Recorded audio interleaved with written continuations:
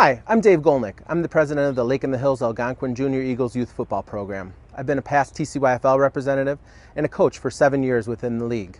I'm here to talk to you a little bit about TCYFL playing time at the Pac-10 and Big 10 levels and player development and how important it is to our program and the kids. At the Big 10 level, your job as a coach is to develop these players, to make sure that they're getting the playing time. They're learning technique, they're learning fundamentals, and they're having fun. By sitting on the bench, they are not having fun.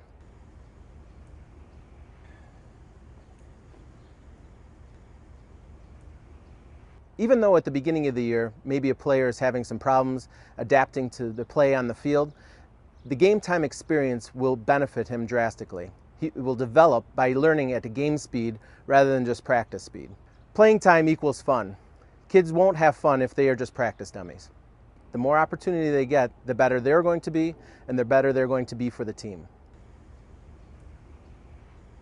If you have less than 20 players, everybody needs to have a starting spot, whether on offense or defense. Make sure that the kids are rotating through and getting ample playing time. Just because it's at the competitive level does not mean that it's still not about the kids. The spirit of the 11 on, 11 off rule for the Pac-10 players is to make sure that everybody is getting ample playing time.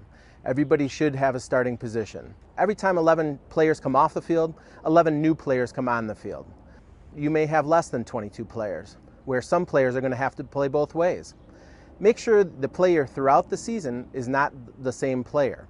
Rotate that player who gets to play both ways every week. If you should have more than 22 players, make sure that everybody has a starting position. You have your 11 on offense, 11 on defense. Make sure that those extra players have starting spots on special teams.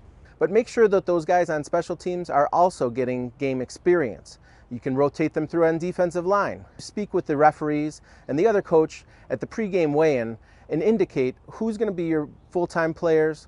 If you have less than 22 players, if you have more than 22 players, how you're going to rotate those guys in so everybody's getting game time experience.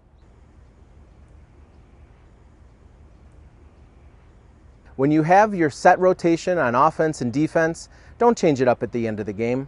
As coaches, we need to remember the game is about the kids and not about ourselves. We've set a rotation with our players, we've made sure everybody's played, and once you have that rotation, keep to it. With 30 seconds left, everybody wants to be on that field to make the big play. Don't take it away from somebody just so you can win the game. They'll know when you change the rules, and they'll take that with them. Make sure that they leave the field every time with a great experience. One of the most important things that a coach can do is develop players.